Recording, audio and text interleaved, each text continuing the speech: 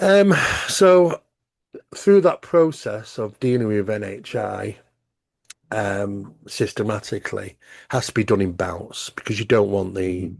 hitchhiker effect, which does take place, and it's a pain in the backside when that does. Mhm. Um, and it can cause some real problems. Now, it can cause negative issues, such as the worst things taking place. Now, you would say by multiple serendipities or coincidences, you say, look, this just can't, it's just too much. This just by chance couldn't happen.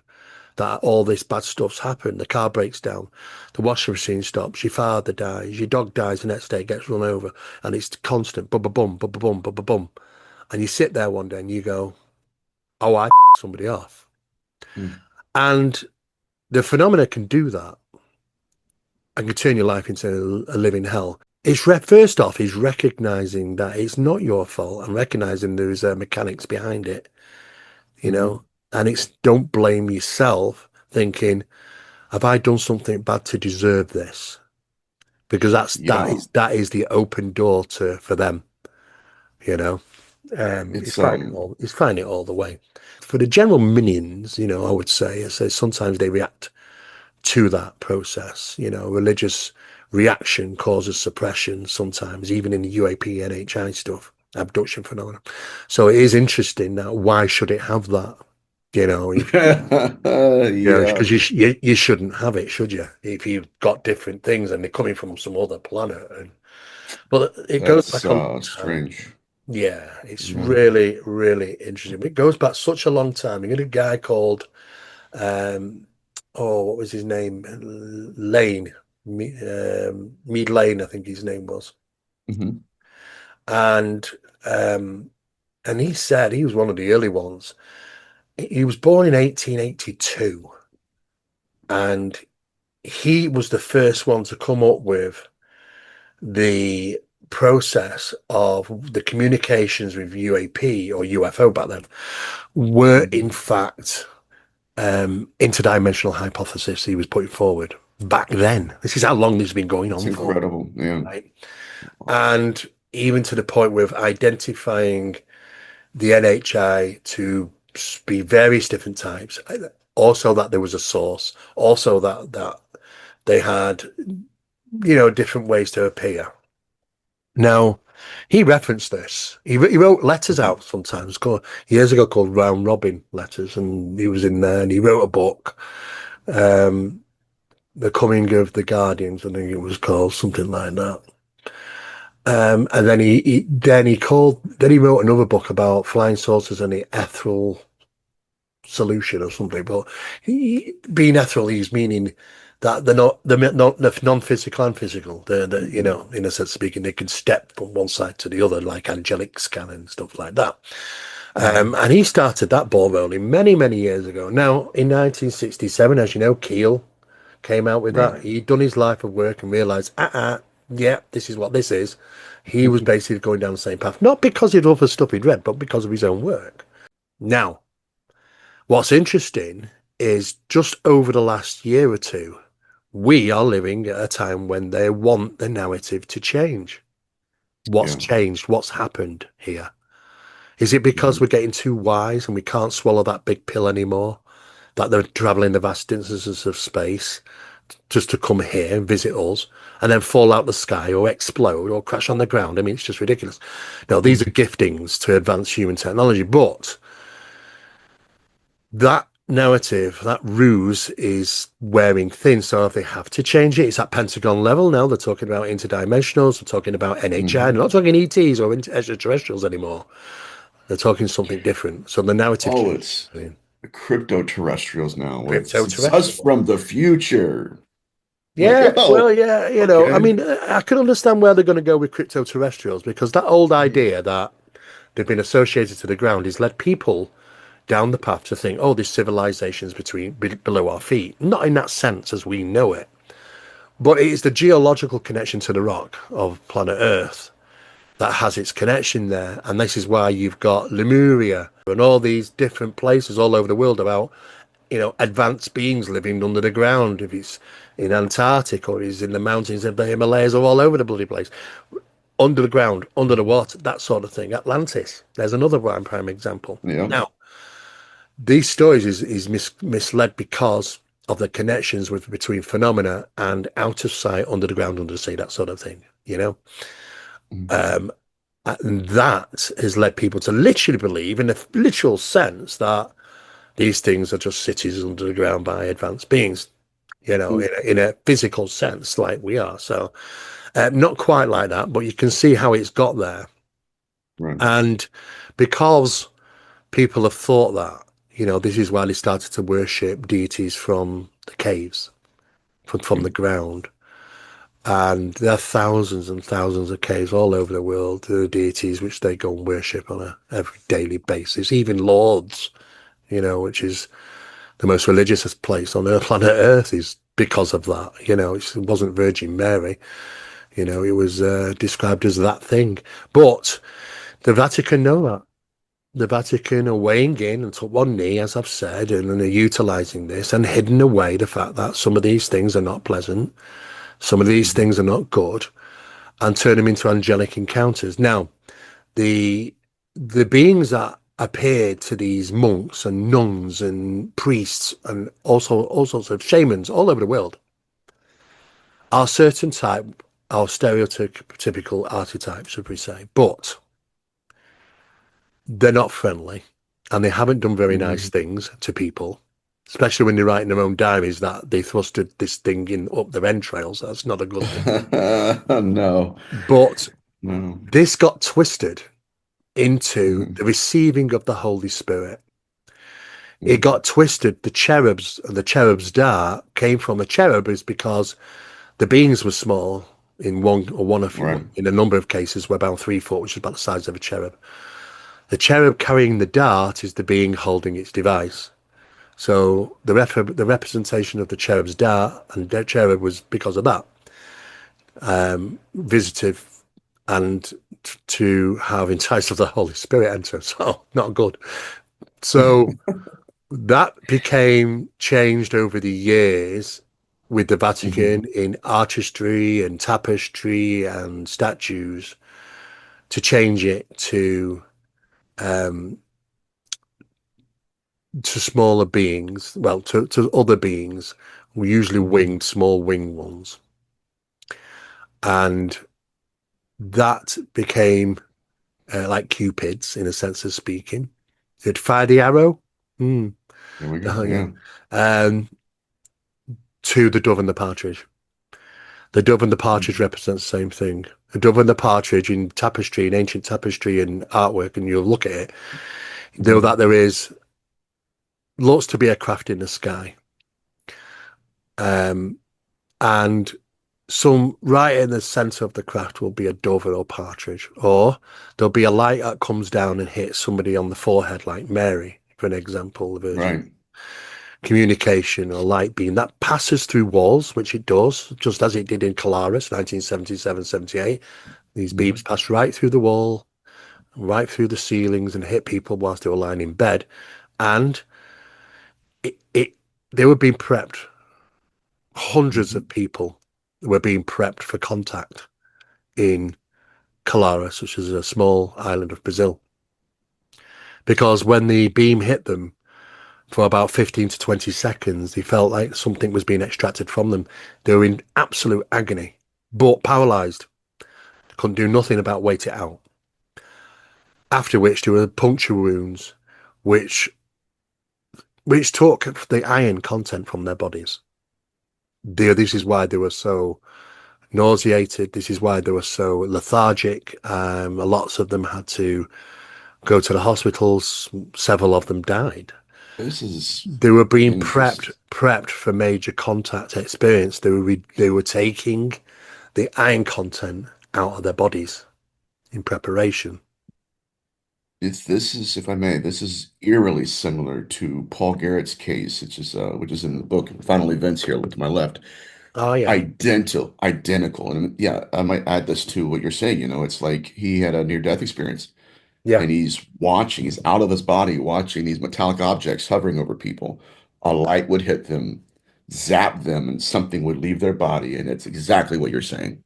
They just walked around like zombies. But I got to be honest with you, it rocked my world, you know. I mean, obviously the It's stuff I definitely deal with got is dark. it's got bloody talons. This thing. It's got very long, pointy nails, and it's on his chest. It's the wrong way. It's weird, Yeah. but it didn't leave. It stayed on him. But that was basically because of invocation in the home, doing their own thing. Oh, I didn't. Wow. And this is what it did to him. Some of them was there was a marking of on one person's leg of an M, like an M like that. Hmm. But he didn't know what it was, so I took there was photographs of that. I think I put that in as well there for you to have a look at. But it's what it's the further you get into this, the more away you come from the narrative that And it people angers believe. you after a while to watch all the narratives. And it's like these guys don't even have. They're stuck. They've not moved Yeah. on. They're stuck in a rut and they're not moved on. They've like, is it because they're comfortable in that zone? Let's just stay in that zone because I'm comfy. Or what? I don't know. Or there's something behind it. I don't know. But at the end of the day, you have to just leave them behind. And so that's where you step off the train. Well, I'm still on it, and I will Yeah. continue. Now, the thing is, the more you continue, you start to realize that how far away it's coming from that narrative. And And that it's narrative so don't work. uncomfortable. It's uncomfortable to be honest with you. And there are days where, like just the last 3 days, like I just didn't. I wake up one day. I don't know if you've ever experienced this. You have to, where it's just I don't even know if I want to do this anymore. Yeah, I get that. Like it's the frustration, the darkness, and I I get it. mean, like Mm. just like the hand thing. The reason, because I have other references of that throughout history, but you can't. I mean, okay, let's say you're at a bar or something, and somebody's like, "Oh, by the way, what do you do?" And you're like, "Here you go." Yeah, yeah, that's a They're tricky gonna one. go home. Yeah, They're you gonna be like, can't. Yeah, "Oh that's a tricky. God," Exactly. you You know. can't. You can't. You can't just. And this is the reasons why you can't even throw it onto the scientists and say, "Give me some help," because the scientists are They're going, like, "Oh, you must be joking," you know? "Oh my God!" And Yeah. if that's the best explanation, the worst explanation, and this is why I think there are a lot of them are just looking the other way, is because they, as researchers, they will Yeah. be intellectually responsible to address that data set, and they don't want to because No. again, it's like, oh my God. Yep. You mean that thing right there has access to us? Mm. Yes. Exactly. And I mean, it's they it's just top on lied the to us. mind. Phenomena's been lying to us right from the beginning. Oh, we're this, we're that. That if you go back in time when the first communication was taken, it was ridiculous and laughable. But no, I'm Mhm. Zargon from Mars, right? Uh, Yeah. yeah, I'm Yana from Venus. I'm this from from this planet or whatever. It's just absolute crap. Of thinking, Yeah, it is. hello, I do not realize that it's a spin. Do you not realize what's happening here? And Oh, the names continued and the places continued, and he went on and on and on. Oh, we're from the moon. Oh, right. Well, we've been to the moon. You're not there. Oh, well, we're from Venus. Oh, Venusians, okay. Oh, right, we've been to Venus. It's all poisonous there. There's gases there. All the instruments tell us. Well, we're not. We're actually from Mars. And then when you go to Mars, you go, they're not really finding you there. We're from this planet. And it's going further and further out now into space. You'll oh my never God. get, you're always out of reach. It's never going to tell you the truth, But the problem is, we've not seen the mask. We're not seeing its true face of this phenomenon. And I don't know what that true face consists of. I don't want to. I mean, But it's bad enough just trying to deal with the masks, to be honest with it is. you, you I know. gotta tell you this real quick because you're gonna love this. You know how it is when we're dealing with these archetypes, right? And they're always deceptive, and it's like, okay, we're done with that. Let's move on to something deeper. Well, Andrea Burrich was a contactee, and he was contacted by the Council of Nine, and they gave him all this, prophecies, just the whole 9 yards. You didn't say Ashtar, please. Please don't say Ashtar, Yeah, so watch this. This is yeah. hilarious. I mean, I watched this happen in real time, and because I'm close to the show host, he Yeah. calls me laughing. Like literally, he starts off the phone conversation laughing. So he has this lady named Anjali on, and I don't mention her on shows, but we're friends, we're talking. Absolutely hilarious. And Jolly is in contact Oh. with the Council of Nine. And so she's talking to the, I'm going to channel the Council of Nine. And in the middle of it, my buddy Sean goes, "So is this the same Council of Nine that da, da, da, da?" And they were like, "Yes." He goes, "Then why are you telling this lady something completely opposite?" Hmm. Yeah. Oh my Yeah, God. yeah, yeah. And Yeah. she realized, oh man, I'm being used. Oh But yeah. it's that simple of a mask that people don't realize. Like you can get beyond it real quick Yeah. unless you just a part of the program and want to get invited to conferences and then toe the line. And I'm with you guys on this where I'm Can't. tired of the old material. It's Is boring. so out of date. And talking to Ashtar Command and keep saying this, the motherships will appear in the sky on Thursday, and they don't. And they turn around on the next show and go, they've been in communication and said that they couldn't do it. But at the end of the day, it's like, how do we digest this and how do we get it out to the public? Well, I think the only interesting fact is that someone somewhere has realised that narrative is going to change. And now we're in Yep. that point of that narrative change, which is interesting because someone somewhere has made that decision. So Yeah, the higher maybe ups are in it's the one hierarchy. step. Yeah, it's one step away from the old narrative. So maybe it's preparation to show that these things have always been here. They're right under our noses. They're just in dimensionals and and they're watchers, that sort of thing, as opposed from, oh yeah, they're extraterrestrials traveling the vast distances of space in exotic engines, and It's yeah, it's a bit crazy, all but from Star that's the Trek. way it is, buddy. You know the score. But we just had to keep plodding on because I'll either take my foot off the pedal and say, look, you know what, I don't want to venture any further because of what? You mean Yeah. it doesn't matter, when you come into this world, I think we're pioneers, the human race. We're supposed to ask questions, and that's how we've got to where we are now by Yeah. traveling and asking questions and pressing that red button when it says don't press it, and Mhm. it's the way we are, but it's part of the reality that we live in. Okay, if we start to unravel it a little bit and we don't like it, it's down to, well, it's only we only don't like it because of the narrative we were fed, you know. Yes, it Uh, doesn't fit. because if we didn't have no narrative, it wouldn't bother us. So it's like, well, at least we might have some clues, and I think we do. I think we're dealing with something which is the manipulators of reality, Absolutely. and we're just a pet Absolutely. project most of the time to them, and we think we're going to get the overhand on them. Not a You chance. know what? You know what blows my mind? And I don't want to keep you long because I know you got things to do too. But when you mentioned how the Vatican changed that some of these experiences to be an angelic, my mind immediately went to, well, why wouldn't you say they were demonic? It's because here we go. This is killer. Because the exorcisms didn't work. And so Yeah, they had to change the context. And yeah, oh, that was. And then it's like, wait a minute. So it exactly. transcended their model. Yeah. That's a huge point, brother. And I'm going Well, to be, it's true. You are wow. well. You were absolutely right. And I think also what they get mixed up on is that the fact is that these things have free will to leave if they want to and come back. Yep. So this is Hmm. why only 12% of blessings are successful. Only 12%, Yeah, I right? know. Now, is that 12% of them saying, well, do you know what? I'm just going to get out of here for an hour? How do you know? People are going to go back 3 months later and say, "Well, how is it now?" You don't see that on TV shows. Oh, I've cleared the house. I've sent them through the doorway or whatever. And I Hmm. just think to myself, yeah, right. I've seen phenomena stop because of their presence, but not just could be simply like vacated. Like I say, Right. occupy or vacate, one of the two. You know.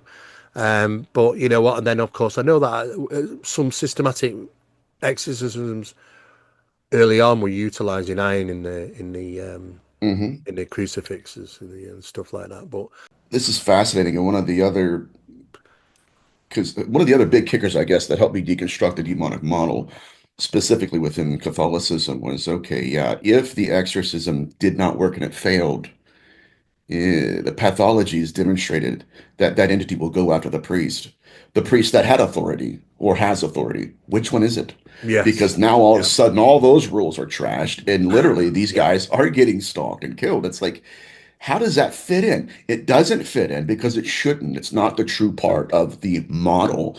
yeah, These are, again, archetypes and masks. I'll tell you what, for the longest time, brother, I don't want to call you brother.